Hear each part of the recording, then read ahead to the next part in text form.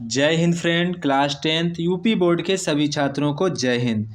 जी हाँ दोस्तों, आज आपका यानी 29 फरवरी को आप लोगों का विज्ञान का पेपर था। तो आज आप लोग अपना अपना पेपर की आंसर की मैच करेंगे। सबसे पहले यहाँ पर मोस्ट इम्पॉर्टेंट बात है कि आप लोग अपना अपना पेपर कोड मैच करेंगे। इसके बाद आप लोग अपनी अपनी आंसर की मैच करेंगे। आंसर की मैच करने के बाद आपको ये आकलन हो जाएगा कि हमारे कितने क्या नंबर आएंगे। इसके बाद जब आपका परीक्षा परिणाम आता है तो आपको पता चल जाता है कि हमारे लिखने के अनुसार नंबर दिए गए कि नहीं दिए गए। तो यहाँ पर आप लोग आंसर की अवश्य देखें। यहाँ पर आपको हम पूरा आंसर की बताएंगे। तो यहाँ पर सबसे पहले यहाँ पर आपको परीक्षा में यानी कि OMR सीट में आपको MCQ भरने होते हैं। तो यहाँ पर अगर आप वीडियो पर नए हैं तो वीडियो को जल्द से जल्द कर लें सब्सक्राइब, क्योंकि आपको इसी चैनल पर सभी जो आपके बोर्ड एग्जाम होंगे सभी के सभी आपको यहाँ पर पेपर के हल प्रोवाइड करा दिए जाएंगे। तो यहाँ पर जैसे कि हमारा प्रश्न है, किसी वस्तु का आभासी एवं आकार में बड़ा प्रतिबिंब बनाने के लिए कौन से दर्पण का प्रयोग करना चाहिए। तो यहाँ पर हमारा सही जवाब क्या होगा? अवतल वाला यानी कि ऑप्शन नंबर बी वाला हमारा इसका सही जवाब होगा। इसके बाद यहाँ पर हमारा क्वेश्चन नंबर बी है। तो क्वेश्चन नंबर बी यहाँ पर कह रहा है, किसी वस्तु का आभासी एवं आकार में बड़ा प्रतिबिंब बनाने के लिए कौन से लेंस का प्रयोग करना चाहिए। तो यहाँ पर हमारा सही जवाब होगा उत्तल लेंस। क्या होगा? उत्तल लेंस यहाँ पर हमारा इसका सही जवाब होगा। इसके बाद यहाँ पर हमारा क्वेश्चन नंबर 3। तो क्वेश्चन नंबर 3 यहाँ पर कह रहा है कि आकाश के नीले रंग दिखने के कारण क्या होता है। तो वो हमारा क्या होगा? प्रकीर्णन, यानी कि हमारा ऑप्शन नंबर सी वाला सही जवाब होगा।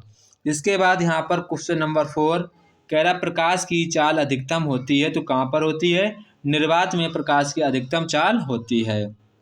इसके बाद यहाँ पर हमारा क्वेश्चन नंबर 5। तो क्वेश्चन नंबर 5 यहाँ पर कह रहा है, यदि विभिन्न मानों में प्रतिरोध को श्रेणी क्रम में जोड़ा जाए तो उन सभी में निश्चित रूप से एक ही मान होगा। मतलब कि अगर सारे क्रम श्रेणी क्रम में जोड़ दिए जाएं तो सभी में सेम क्या होगा। तो यहाँ पर सभी में सेम क्या होगा?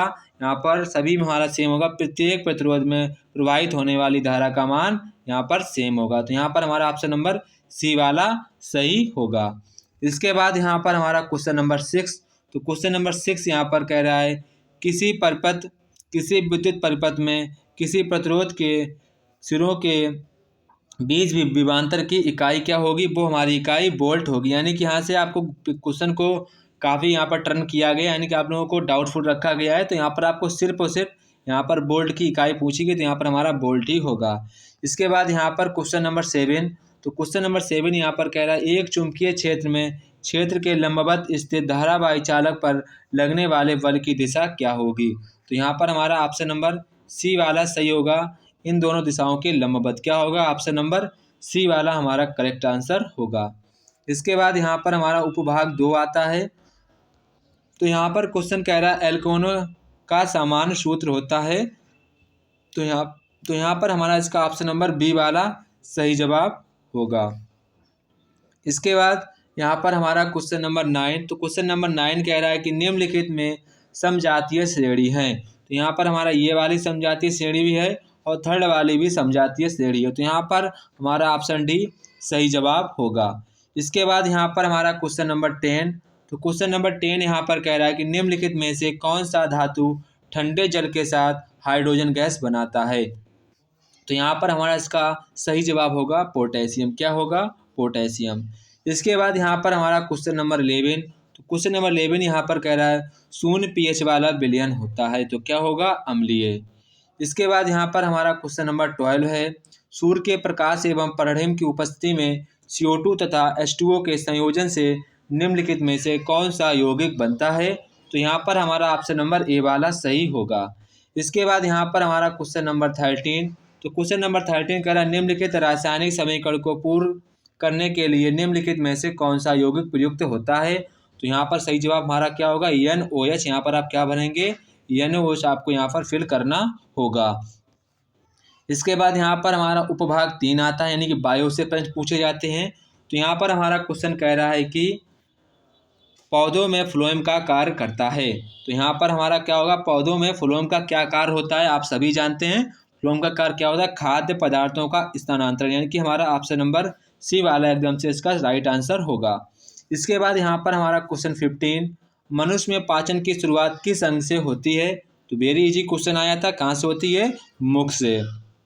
इसके बाद यहाँ पर हमारा क्वेश्चन नंबर 16, निम्नलिखित में से कौन सा पादप हार्मोन है? तो यहाँ पर हमारा क्या होगा? जिब्रेलिन। क्या होगा? जिब्रेलिन। यहाँ पर हमारा इसका सही जवाब होगा जिब्रेलिन। इसके बाद यहाँ पर हमारा क्वेश्चन नंबर 17, तो क्वेश्चन नंबर 17 कह रहा है वृद्धि हार्मोन स्रावित करता है। तो यहाँ पर हमारा इसका सही जवाब होगा प्यूटरी यानी कि पीयूष ग्रंथि से। हमारा ऑप्शन नंबर बी वाला इसका एकदम से सही जवाब होगा। इसके बाद यहाँ पर हमारा क्वेश्चन नंबर 18, तो क्वेश्चन नंबर 18 कह रहा है कि निम्नलिखित में से कौन सा पराग कोश के अंदर बनता है? तो कौन पराग कोश के अंदर बनता है? वो यहाँ पर बनता है परागकण। क्या बनता है? परागकण, यानी कि हमारा ऑप्शन नंबर बी वाला सही जवाब होगा। इसके बाद यहाँ पर हमारा क्वेश्चन नंबर 19, तो क्वेश्चन नंबर 19 यहाँ पर कह रहा है पुष्प का जनन अंग है। तो क्या होगा? यहाँ पर हमारा जायांग होगा। क्या होगा? जायांग। इसके बाद यहाँ पर हमारा क्वेश्चन नंबर 20, तो क्वेश्चन नंबर 20 यहाँ पर कह रहा है कि वायुमंडल की ओजोन परत को पृथ्वी से कौन बचाती है? वो हमारी बचाती है यूवी किरणें यानी कि पैराबैंगनी किरणें। हमारा यहाँ पर ऑप्शन नंबर बी वाला सही जवाब होगा। इसके बाद यहाँ पर आप लोगों के उपभाग यानी कि ख़त्म हो गए। अब हमारा खंड बा स्टार्ट होता है। तो यहाँ पर आप लोग खंड बा का जो आप लोगों से प्रश्न पूछे गए हैं, तो यहाँ पर आप लोग जैसे कि आप लोगों से पहला प्रश्न पूछा गया है, एक मोटर बाइक के पीछे से आ रही किसी अन्य वाहन को देखने के लिए 4 मीटर वक्ता त्रिज्या वाला उत्तल दर्पण लगा है। बाइक के पीछे आ रहे वाहन जिसकी दूरी मोटर बाइक से किसी समय 8 मीटर हो तो गणना करके बताइए कि उसका प्रतिबिंब दर्पण में कितनी दूरी पर कहाँ बनेगा। तो यहाँ पर आपको बताना है कि यानी कि आपको v का मान बताना है। तो यहाँ पर हमारे v का मान क्या होगा? यहाँ पर हमारे v का मान होगा 8/5। क्या प्रतिबिंब कैसा बनेगा? हमारा प्रतिबिंब कैसा बनेगा? v की वैल्यू पॉजिटिव है यानी कि हमारा प्रतिबिंब आभासी बनेगा। कैसा बनेगा? आभासी। और हमारा प्रतिबिंब सीधा भी बनेगा। तो ये आपको इतना पता हो गया। इसके बाद यहाँ पर हमारा क्वेश्चन नंबर 22, तो क्वेश्चन नंबर 22 यहाँ पर कह रहा है कि निकट दृष्टि दोष से पीड़ित एक व्यक्ति अधिक से अधिक 80 मीटर की दूरी तक देख सकता है। गणना कीजिए कि सही दृष्टि के लिए अर्थात अनंत दूरी तक देख सकने के लिए उसे किस प्रकृति का व कितनी फोकस दूरी का लेंस का प्रयोग करना चाहिए। तो यहाँ पर आपसे फोकस दूरी भी पूछ रहा है और यहाँ पर आप लोगों से इसकी, तो आप सबसे पहले आपसे क्या पूछ रहा है? फोकस दूरी।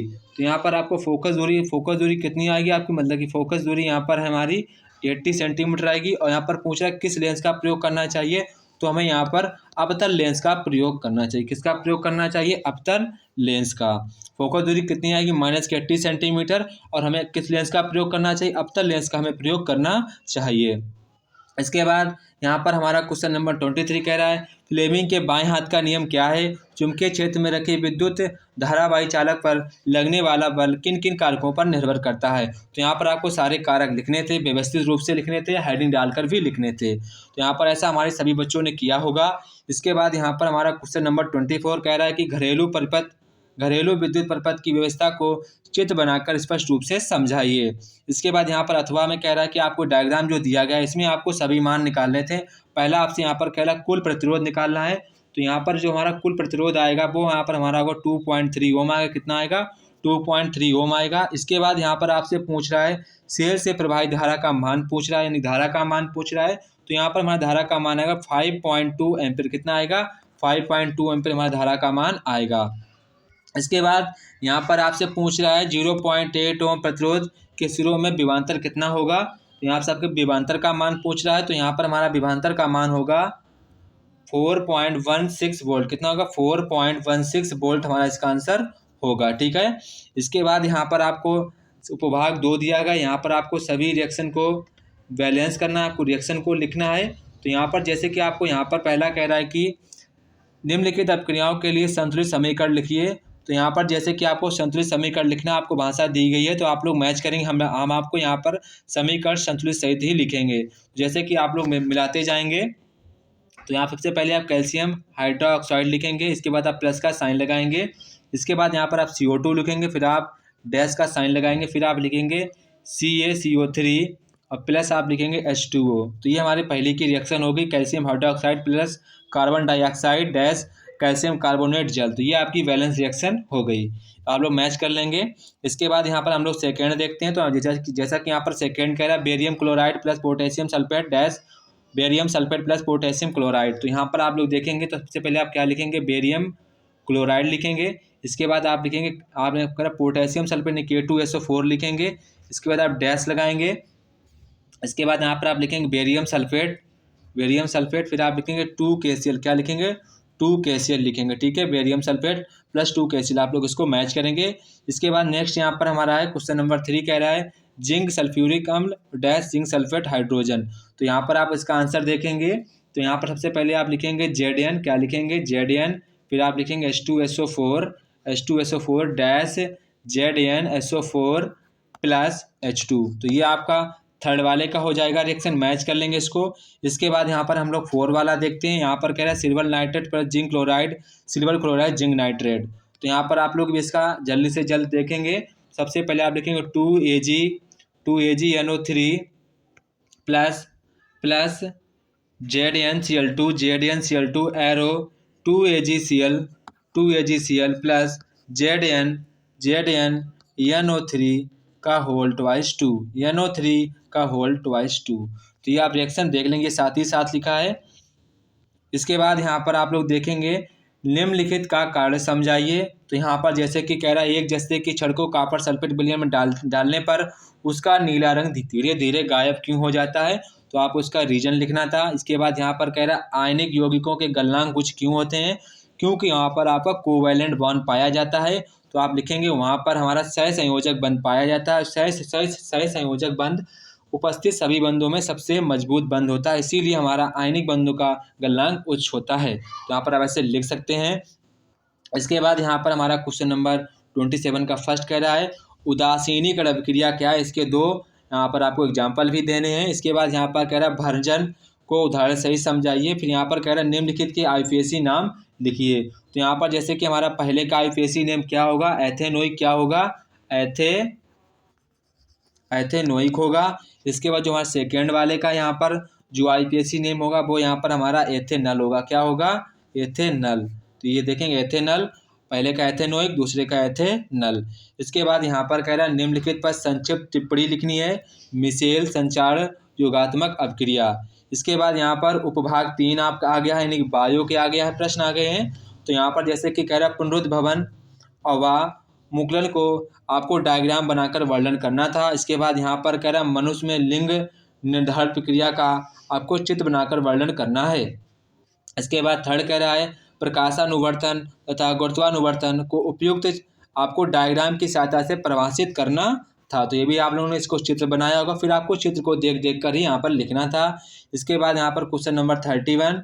तो क्वेश्चन नंबर 31 कह रहा है अंतःस्रावी ग्रंथियों से आप क्या समझते हैं, मानव की किन्हीं 4 अंतःस्रावी ग्रंथियों के आपको हार्मोन के कार्यों का वर्णन करना था। इसके बाद और वाला यहाँ पर कह रहा पारितंत्र को परिभाषित कीजिए एवं उसके विभिन्न जैविक घटकों का एग्जाम्पल सहित आपको वर्णन करना था। तो ये था हमारा बायो का पेपर, मतलब कि आप लोगों का बायो का खंड ये हमारा पूरा था साइंस का, यानी कि कक्षा 10 का यूपी बोर्ड का पेपर। तो आप लोग सारा अपने आंसर की मैच कर लें। अगर वीडियो पर नए हैं तो वीडियो को जल्द से जल्द करें सब्सक्राइब, अपने सभी फ्रेंडों को कर दें शेयर, ताकि वो भी अपने आंसर की मैच कर लें। जय हिंद दोस्तों, फिर मिलते हैं अपने नेक्स्ट पेपर में।